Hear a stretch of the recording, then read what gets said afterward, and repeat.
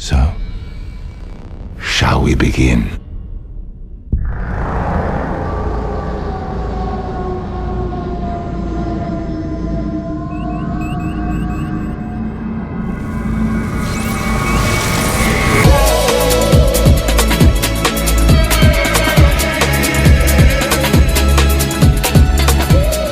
The magic of filmmaking is a process of collaboration on many levels, from rigorous shooting schedules across the globe to the hard-won efforts of editing, sound design, audio and video post, and visual effects.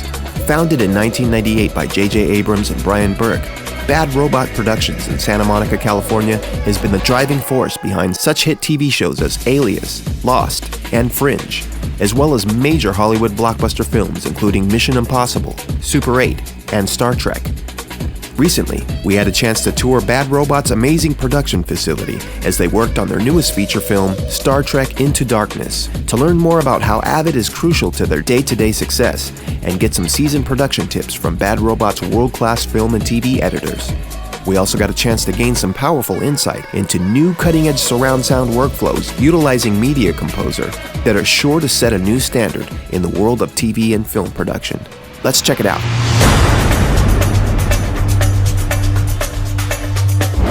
We have some of the most amazing people working here, and the amazing thing about this building that we're so lucky to have is the unbelievably inspiring intersection of art and technology.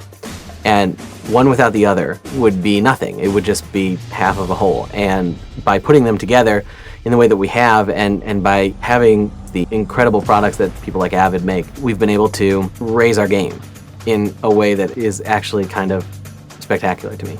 There's the editing rooms, there's the theater, there's the music room, there's the art room, there's our visual effects operation, there are sound edit rooms. We're able to do all of it in one place. What that means for JJ is total efficiency. So he can walk from one room, edit a sequence, go to another room, work on sound design for that sequence, go to another room, hear the current music mixed in. You can go up to the screening room, watch the whole thing, or do a visual effects review, and all of this without leaving the premises. And by doing that, we just get more time with him. There's so much creativity at Bad Robot. This theater that we're sitting in has been used to, to shoot scenes from Super 8 and to shoot other, smaller projects here. We'll just put a green screen up. We've done a sound mix in here. We've done color correction in here. They've got writers who are downstairs at the kitchen tables, hashing out their own projects. There's like every aspect of the filmmaking process exists in this building.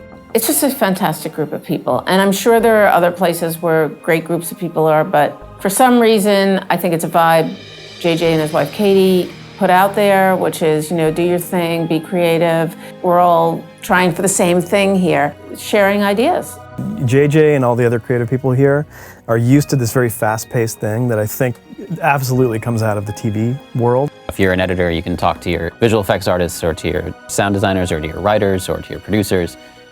They cast here all the time also. Having everybody in one location helps keep everybody on the same page. And if everybody understands the creative vision of what you're trying to do, then the end product will be better and will be more in line with what you want and expect it to be. I love working with them because a long time ago I realized that I was never going to know the things that everyone else knows. There's too much to keep up with, but whether they're assistant editors or visual effects artists or producers or coordinators or anybody, I realized that all of these tools that we have at our disposal are really nothing without the people that are running them and figuring out the solutions to problems. And it's the most inspiring thing in the world.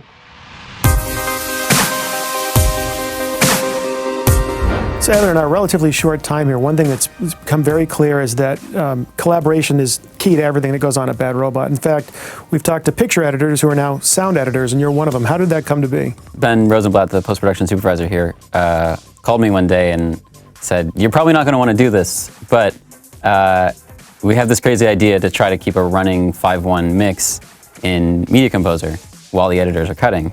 To do that, there's not a lot of assistant editors who know how to use Pro Tools, and there's not a lot of sound designers and sound mixers who know how to use Media Composer very well. So we decided that Media Composer was really the more important skill to have, because that's what, this is the same application that the editors are working in, and the whole point is to try to keep it as seamless for the editors as possible. So he just asked me if I was interested in trying something new, and I said yes. So this new process that you're using, it must be out of a need. I mean, what was it that drove you guys to want to try and work things this way? Well, it's always a problem on these big films that you're constantly chasing the cut, because the cut is changing constantly. It's only natural that it would. The film is still coming together. Sound is influencing picture, picture's influencing sound, visual effects are coming in, they're changing the flow of the cut, new lines are being written. It's just the nature of how these things evolve. And it happens so fast that it's always very difficult to keep a dual system happening, especially if you're not literally in the same building using the same storage, and you have to have copies of everything everywhere, and you're constantly keeping each other up to date. That can become a full-time job, and it takes away from the actual creative work. For many, many years, post-production was handled a certain way, a very linear fashion. You edit, you get the edit to a certain place, and you're ready to turn over to sound. Picture in a certain place, you're ready to turn over to color correction. There is temp color correction, temp sound mixing. You prep for a little, mini screening. It's an extraordinarily expensive process. And beyond that, all of that work you throw out, because when you finish the film, whether it's a digital intermediate and a final mix, or back in the day when there was negative cutting and photochemical finishes, you would literally be starting over. I mean, any temp work that you've done would just be thrown out.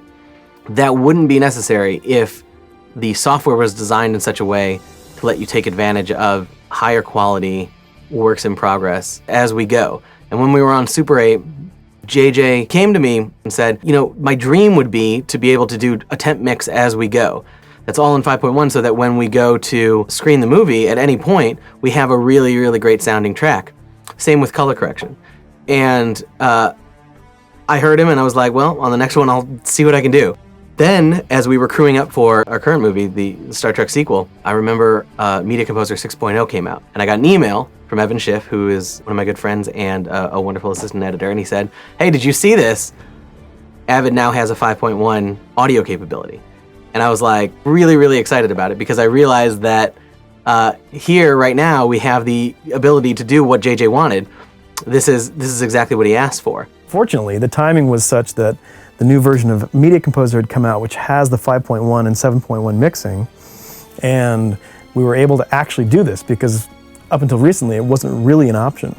And for the company to have the faith in the technology and the faith in us to say, try this crazy thing that no one's really done before, and let's see if we can pull it off. And I remember when we did the first playback of the first reel, we all kind of looked at each other and said, you know what? It worked. It sounds like a movie. Like, it really feels pretty damn good. I'm a little surprised at the moment that Marianne and Mary Jo are being so tolerant of the number of tracks that we're adding to their sequence and the number of clips that we're adding to their sequences. But it's all for the greater good, and it sounds phenomenal, and I think that they're really liking what they're hearing. So it makes it a little bit more difficult for them to edit and keep everything in sync across 16 audio tracks and however many video tracks that they've got going. But I think it's well worth it. It definitely makes it a much more professional way to look at a cut. I mean, you're really not looking at things in a really raw state. When we do finally sit down and look at the movie all cut together. We have this 5.1 sound mix going on concurrently with our cuts. Why it's great is, like, I can look at a cut and it lets me know what's working, what's not working, because I see all the elements, and there won't be any of us going, oh, that's going to be better when we get the sound effect in, or oh, that's going to be better when, that looks blue instead of green. Fantastic. It's a completely different way of looking at picture and looking at sound and how you manipulate the media. I'm using Pro Tools 10 with Pro Tools HD Native, locked up with an Avid Mojo DX with Media Composer 6.5. There's a software called Video Satellite that I'm using to link the two with an Ethernet connection, and the timeline's locked together, and I can run Pro Tools and Media Composer in sync with each other. That ends up being a huge benefit to us. We don't have to stop. We don't have to, bring in stems, and the editors just keep working with their tracks, and we just follow behind them and keep it smooth and sounding great. By doing a temp mix, and this is essentially, instead of cramming it all into a week, You're doing it over a series of weeks where it's design and mix, design and mix, design and mix, with some cutting in between there as well from the picture department. And it's a very natural, organic way to have the soundtrack evolve. We realized at various points that we were kind of perhaps the only ones or the first ones doing this. Like we didn't really know anybody else that was doing it, and hopefully more people are doing it now, or maybe even were when we were, but we didn't know anyone, so we were just kind of making it up as we went along. And it was a ton of fun because anytime we wanted to screen, no matter where the mix was at any given point, it was like, okay, well, we can listen to that. It's gonna be better than listening to it in just a 2-track mode. But the brilliance of the workflow, which certainly isn't our brilliance, but that of the software designers, is that the editors could revert back into a 2-track mode with the exact same sequence and listen to it on 2 speakers, and there's no problem. It sounds perfect. Flip it over to 5.1 mode when we're in the theater, and we listen to it in 5.1. It's really an incredible workflow.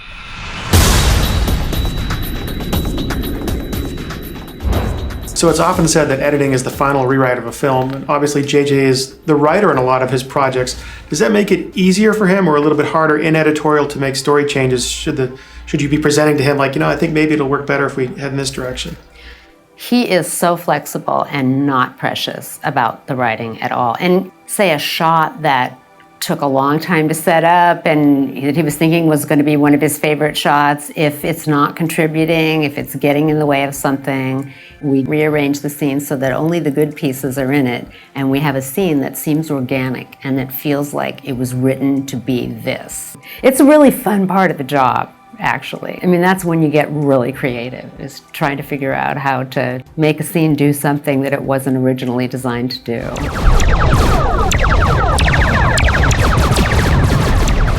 Can you give us an idea of what the editorial setup is for Star Trek II and the overall workflow, what you get and then what you hand off? Sure. We have basically a big chunk of the film is shot on film. There's a mixture of film formats that we have on this particular project. Most of it is 35 4-perf CinemaScope, and then we have a couple of other formats. We have 65mm 15-perf and 65mm 8-perf, and then we also have a very tiny amount of VistaVision.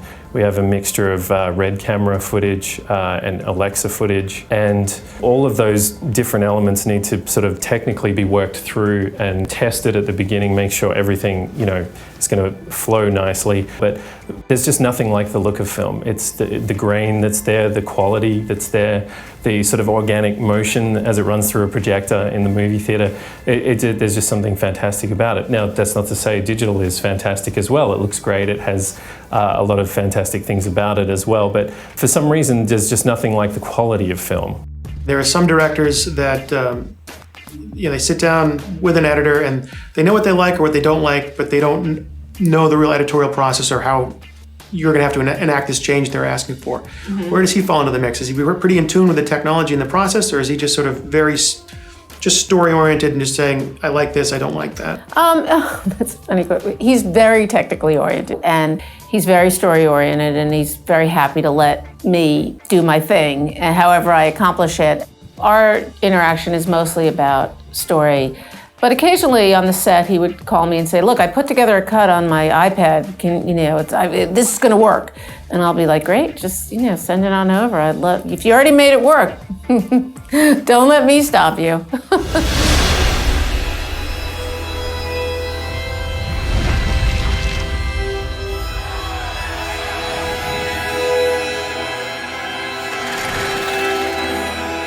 We have to find this thing. I don't feel good about this. Go! I saw it. No one believes me. I believe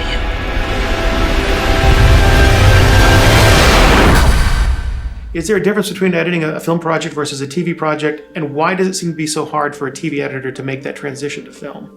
Well, I don't think it's as hard as it used to be. I think it used to be really difficult, but I do know people that work in both genres now.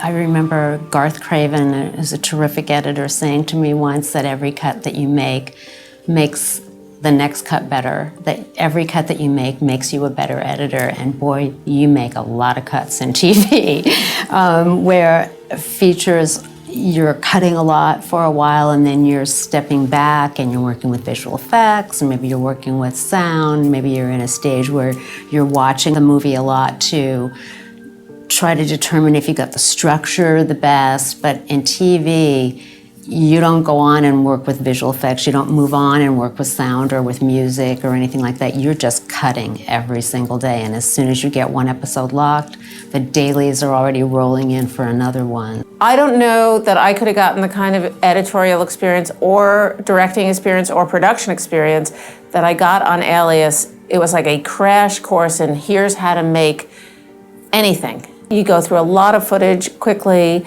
and you have to be very precise, and you don't have a lot of time to recut, and you got to get it out there, and it's got to be good, and it's got to be, you've got a lot of competition, a lot more competition than feature films have. It's a lot harder job, and it's a lot more time consuming. It's great that I have that experience that I can bring to a bigger, larger format, and I do enjoy perfecting the one film and given the time to do it, and breathe it in and live it. And so I prefer editing features because of that.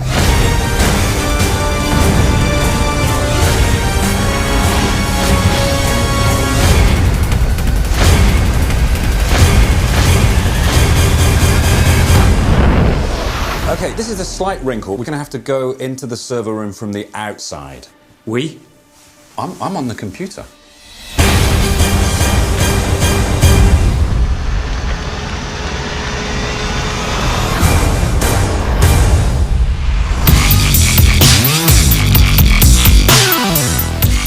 So you guys have a really unique workflow here at Bad Robot with Pro Tools and Media Composer and Video Satellite all connected via ISIS. Has that helped make it easier for you to make that transition from Media Composer to Pro Tools? Absolutely. It makes a huge difference because we can just pass things back and forth off the ISIS.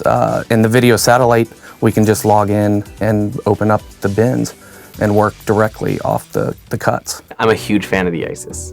It's a dream. What's so great about having everybody at the same facility and having the beefy 64 terabyte ISIS that we have is that everyone is completely connected. So the screening room, the sound team, picture editorial, even VFX, everyone is able to share the same media. And because everyone's able to share the same media, we're able to work more efficiently, we're able to get things done faster, and anywhere you go in the facility, we're able to access anything that we need. An ISIS 5000 is what we're using.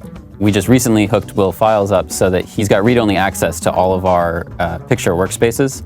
So when I send him a link to AF of the editor's timelines, which is usually the first thing we do before any of us start to get to work, then he can just load it into Pro Tools, takes 2 minutes. He's reading that directly off the ISIS. Not only are we all in the same building, we're using the same platform, and we're using shared storage so that we're actually able to push stuff around all over the place, and it's just instantly there. The update from what was the Unity from Avid has been enormously helpful because we're far more extensively wired via Ethernet than we are via fiber, and it's much easier to get your hands on that kind of an infrastructure.